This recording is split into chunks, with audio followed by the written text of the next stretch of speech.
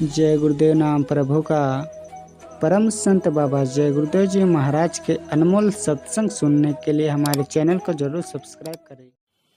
इसके पहले दो चीजों का ध्यान रखो हमेशा कि शाकाहारी हो जाओ।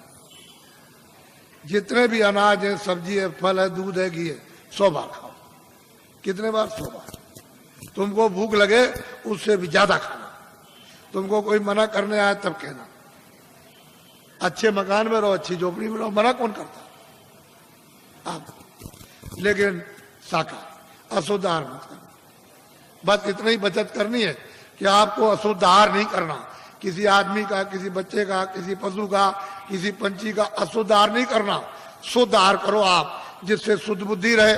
मैं इतना ही तो आपको बताना, क्योंकि अशुद्ध आहार से तो तरह तरह घर में झगड़ा, बाहर झगड़ा, ये झगड़ा, वो झगड़ा, ये बीमारी, वो बीमारी, वो बीमारी, वो बीमारी, वो बीमारी, वो तो फैलने वाली है। अभी बीमारी जो फैलेगी उसको तो अभी आपने देखा ही नहीं। तो असल में शाकाहारी, शुद्ध आहार। दूसरा है बीड़ी पियो, तंबाकू पियो, हुक्का। मैंने तो कभी पिया नहीं, मुझे तो मालूम है नहीं कि हुक्का, बीड़ी, तंबाकू कैसा होता। लेकिन ये बच्चे जो 18 साल 20 साल के खड़े हैं, वो बीड़ी तंबाकू हुक्का नहीं पीते, कभी मत पीना।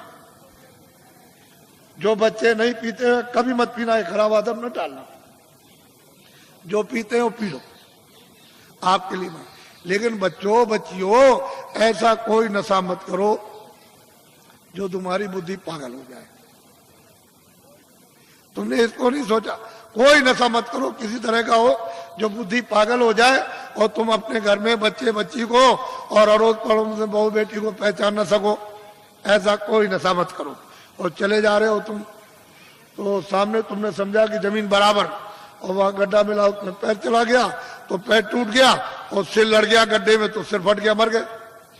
ऐसा कोई न रामायण कहती है, न महात्मा कहते हैं, न कुरान कहती है, न फकीर, न मस्जिद कहती है, न मंदिर कहते, न शिव जी कहते हैं, न आपको कोई और। ये कोई ओ जो कहते हो शिव जी भांग पीते थे, भांग पीते थे, भांग पीते, तुमने भांग पीते हुए देखा? वो भांग नहीं थी, वो कोई और नशा था। ये झूठी बात है। जो लोग उनके नाम से भांग पीते और कहते वो भांग पीते थे, भांग नहीं पीते थे। ये ऐसा देवता कभी भांग नहीं पीता, वो भांग नहीं पीते। लेकिन तुमने ये दो चीजों से बचो, बाकी तो कोई मैंने मना किया नहीं। मैं तो एक सीधा साधा आपका सेवक हूँ, एक आदमी हूँ, और सही सच्ची बात तुम्हारे सामने तुमको बताने आए हो। तुम नहीं जगोगे, नहीं समझोगे तो मैं इसके लिए क्या करूंगा? मैं तो अपनी बात कह के चला जाऊंगा। जब तुम उधर जाओगे और उधर जब हिसाब होगा तुम्हारा, क्योंकि वो तो सब लिखा जा रहा।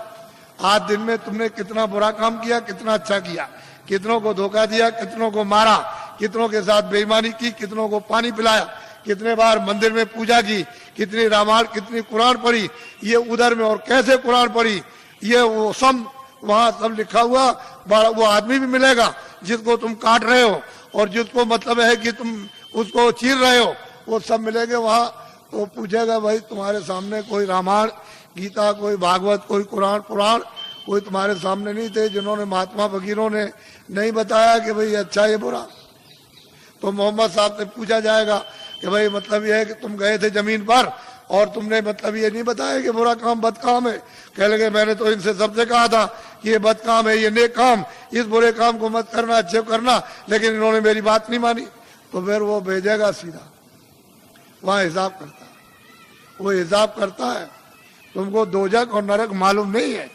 वहां बड़े बड़े बादशाह पिट रहे वहां और जलाए जा रहे, कितने करोड़ों वर्षों तक जलाए जाएंगे और लाखों मीलों तक आवाज आती है और कोई सुनने वाला नहीं कहीं। न उनका धन दौलत जाता, न तलवार जाती है। ये झूठा। तुम इसके लिए हम मर गए और चले गए हमेशा। तो इसलिए तुम लोग इस पर विचार करो। तपस्या करने से यानी माया लुभाती है कि तुम ये ले लो धन, ये राज ले लो, तो अगर तुम लुभा गए तो राज मिल गया और राज का जब भोगा तो सीधा नरक को गए। जब ये कहोगे हमको राज नहीं चाहिए, धन दौलत नहीं, तो भगवान मिलता इसी शरीर में मरने के पहले। मीरा ने मरने के पहले प्रभु को प्राप्त किया। आपको क्या मालूम कैसे पाया?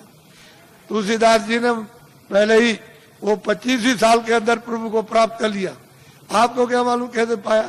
आप क्या जानो? इसलिए आप अमोलक धन लो इस मनुष्य मंदिर में आत्माओं का। ये नामदान है, ये उस तरह की दीक्षा नहीं है या मंत्र वैसा नहीं है, ये आत्म धन का दान है, ये ईश्वरी धन का दान है। जो उसकी कृपा होती है तब कभी कभी महात्माओं को आदेश मिलता है कि इन आत्माओं को बांट दो जो मानव शरीर में है, तो कभी कभी मिलता है मुफ्त में। ये पैसे से नहीं मिलेगा, तुम ये सब रख दो जाकर के पूरा आधार का, तो ये चीज मिलने वाली नहीं है। ये कभी दिमाग से निकाल देना, ये दौलत पैसे से नहीं मिलती, ये तो मुफ्त बख्शीश में यानी प्रसन्नता से मिलती है। तो तुम्हारे पास कुछ है, तुमने किसी से प्रेम किया? वो कहते हैं कि प्रेम से प्रकट होए भगवान। किसी से किया प्रेम? किसी से नहीं किया। उसी शिव के सामने चोरी करते हो, धोखा देते हो, विष्णु के सामने राम के मंदिर में जाते हो, दूसरों का गला काटते हो। अगर एक भी देवता खड़े होकर के कह दे कि आज से ये बेईमानी मत करना, ये दगेबाजी, तो कहोगे मैं ऐसे देवता को अब नहीं मानता। जो सबके सामने हमारी बुराई कह दे, हम नहीं मानते ऐसे, फिर कभी नहीं आप जाओगे। अगर देवता बोल दे, अब उनको कुछ कहना नहीं, आपने समझ लिया, हाँ उन्होंने सुन लिया होगा और आपने समझ लिया उन्होंने कुछ नहीं देखा, वो अंधे, अब हम जो चाहेंगे सो करेंगे, अब चलो हो आए। ये हालत तो हमारा है। अब बताओ तुमने प्रेम किससे किया? किससे प्रेम? वो तो कहते हैं प्रेम से मालिक मिलता है, आपने कैसे प्रेम? इसलिए आप सीधा, बहुत सरल है, बहुत सीधा है। कलयुग में अधिकार आपको दे दिया स्त्री पुरुषों को कि सभी लोग उस परमात्मा को प्राप्त कर सकते हैं, किसी के लिए कोई बंधन नहीं, और सुलभ और सहज और आसान। लेकिन तुम योग तो आप कर नहीं सकते हो, सतयुग और त्रेता और द्वापर का कोई भी क्रिया आप नहीं कर सकते हो।